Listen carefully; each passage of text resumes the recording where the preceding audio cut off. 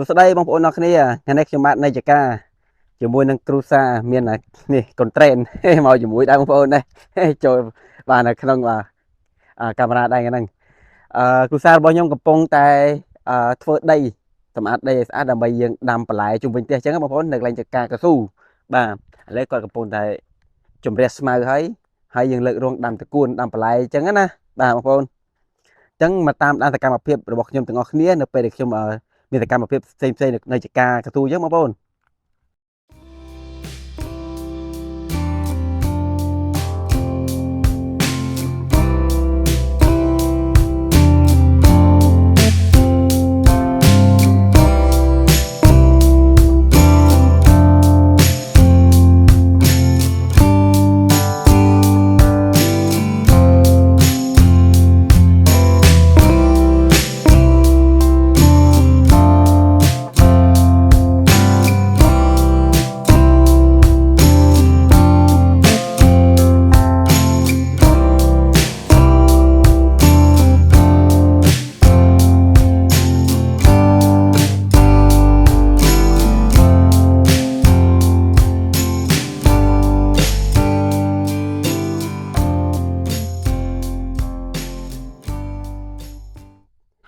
នេះបងប្អូនអញ្ចឹងយើងចាប់ផ្ដើមសម្អាតដីស្អាតហើយយើង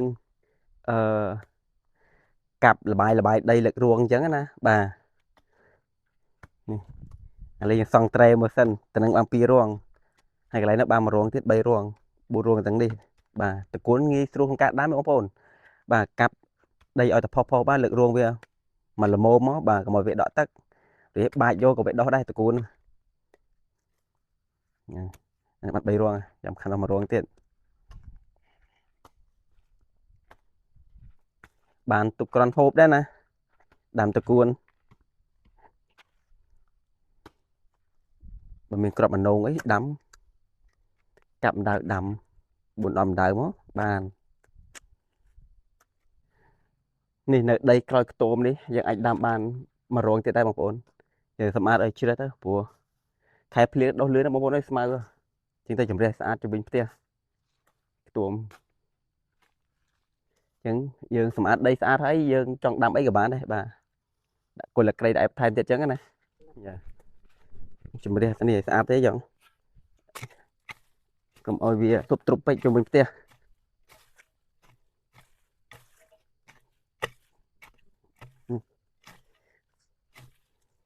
មានស្មៅមានវល្លិអីណាបងប្អូនអើយទុកចោលយូរខែតែបានមកសម្អាតផងតែភ្លៀងវាដុះទៀតដុះលឿនណា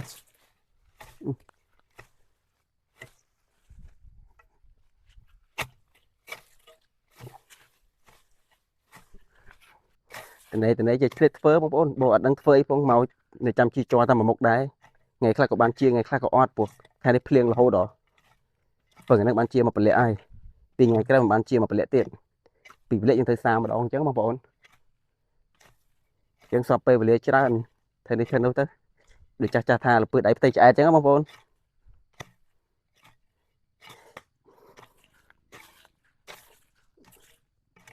នឹងរកពូជមកអមដាំហ៎មកអមនេះកន្លែងក្លុកចេះดึงដកទឹកយើងដាំដុះហ្នឹងណាដាក់គ្រប់មុខមានម្ទេសមានម្អមមានជីអញ្ចឹងណាត្រួលព្រោះយើងនៅចកាឬព្រៃអញ្ចឹងមិនងាយទៅមានអ្នកមកលក់ទេហើយក៏មិនងាយទៅភូមិរាល់ថ្ងៃដែរខ្ជិលជិះម៉ូតូដែរអញ្ចឹងណា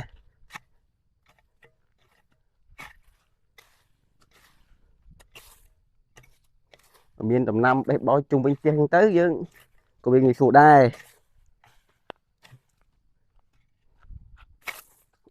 គល់ក្រៃគុំនេះដាំតាំង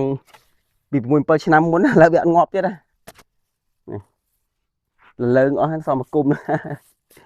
អត់មានអាចពូជដែរគោះចោលហ្មងអី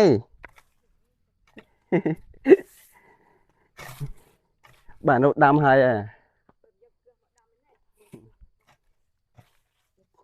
គោះដាក់ជុំគ្នាវាហ្មងណាកើហ្មងអញ្ចឹងនេះចប់កាប់ហើយយកចប់កាប់ហ្មងហើយបកវាកាប់បានស្រាលពេករាក់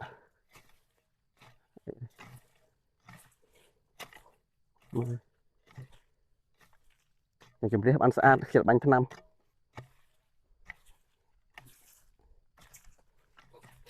ការងារស្រែចម្ការយើងធ្វើការដូចជាជំរះដូចតិតតិតចឹងដូចជាការហាត់ប្រាណដែរបងប្អូនយើងអត់ធ្វើអីសោះឈឺងាកគ្រុនងាកឈឺអញ្ចឹងយើងបញ្ចេញកម្លាំងពលកម្មខ្លះទៅដូចជាកាប់កោះមកជំរះដីជំរះស្មៅអញ្ចឹងទៅតិតទៅបាទថ្ងៃរបស់ងាយហើយ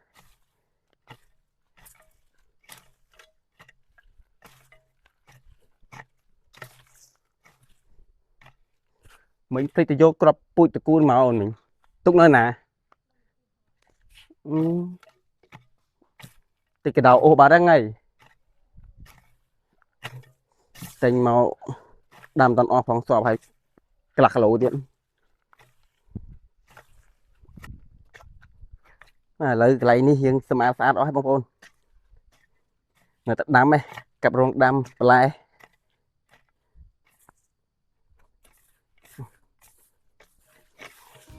មកបាច់ញើសទេតា